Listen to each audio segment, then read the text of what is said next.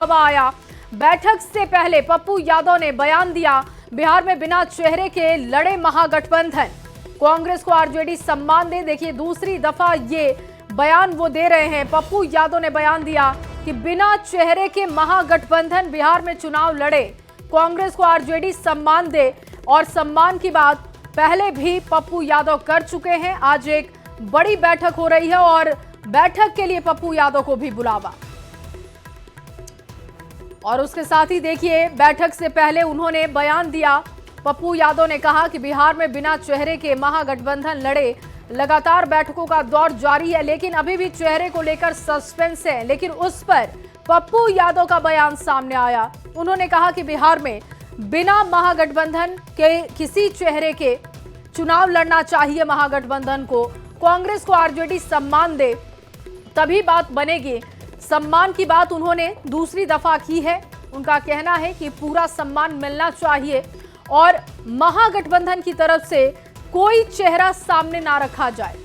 जब चुनाव हो जाए, नतीजे आ जाए, अगर नतीजे आपके पक्ष में आते हैं तो फिर आप चेहरे का ऐलान कीजिए। उससे पहले पप्पू यादव का बयान यह है कि बिहार में बिना चेहरे के महागठबंधन चुनाव लड़े, कांग्रेस को आरजेडी सम्मान दे। ये दो बड़ी बातें उन्होंने बैठक में पहुंचने से पहले कही। अमितेश ज्यादा जानकारी के साथ जुड़ चुके हैं। अमितेश, महागठबंधन की तरफ से एक बार फिर से बैठक बुलाई गई है, पप्पू यादव को भी बुलाया गया और पप्पू यादव ने एक बड़ा बयान दिया कि महागठबंधन को बिना चेहरे के चुनाव में जाना चाहिए, कांग्रेस को आरजेडी सम्मान दे। जी हाँ, बिल्कुल।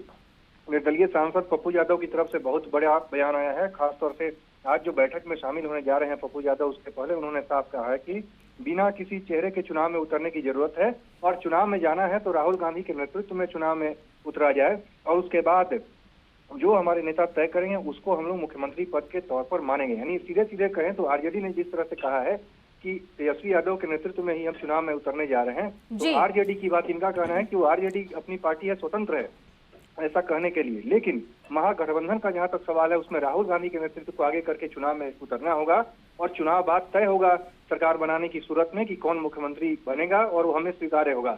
निश्चित रूप से बड़ा सवाल है खासतौर से आरजेडी के ऊपर, तेजस्वी यादव के नेतृत्व के। लेकिन अमितेश, इसका एनालिसिस ऐसे क्यों ना किया जाए कि जब चेहरे की बात हो रही है तो एक तरफ सत्ता पक्ष है, उसका कहना है कि नीतीश ही चेहरा है, अगर हम चुनाव में भी जा रहे हैं उन्हीं के चेहरे पर जा रहे हैं, आगे हम जीतते भी हैं तो उन्हीं के चेहरे के साथ होंगे।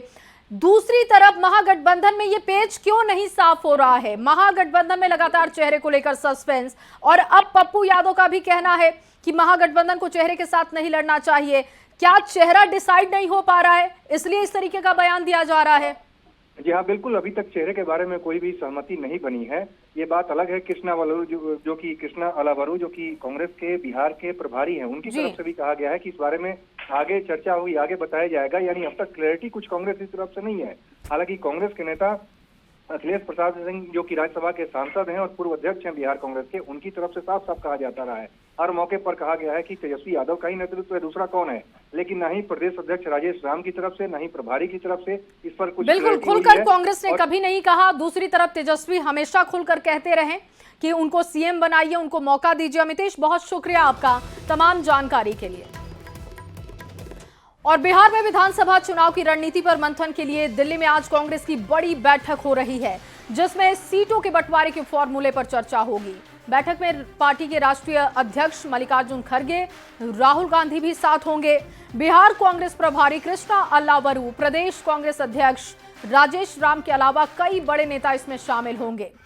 2 दिन पहले पटना में तेजस्वी यादव के आवास पर इंडिया गठबंधन की बैठक हुई थी, जिसमें सीटों के बंटवारे और घोषणा पत्र के मुद्दे पर चर्चा की गई थी।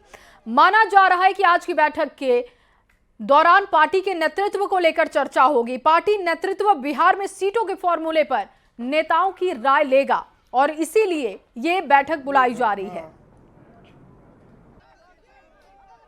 और हम लोग तमाम विषय पर बात करेंगे, ब्रॉडली करेंगे, खुलकर करेंगे और आने वाला समय में जो इंडिया गठबंधन का जो प्रोग्रेस है, मैनिफेस्टो पर प्रोग्रेस है, उस पर हम लोग आम सहमति बनी है, ये सब बातें करेंगे। टिकट पर भी अच्छी सहमति बनी है। तो ये सब बात यदि चर्चा में आएगी तो हम लोग एक तरह से हम अपने नेता के उसके बाद का मार्गदर्शन प्राप्त करेंगे। क्योंकि सीट बंटवारे को लेकर के देखा जाए तो पिछली बार आप लोग 70 सीटों पर चुनाव लड़े थे, इस बार क्या स्ट्रेटजी होगी, पार्टी आलाकमान से क्या बात हो रही है इस पर? अच्छा, एक चीज़ अमित ऐसी बताइए कि पिछले बार मीडिया में चलता था इतना सीट, कभी आप कोई विवाद सुन रहे हैं?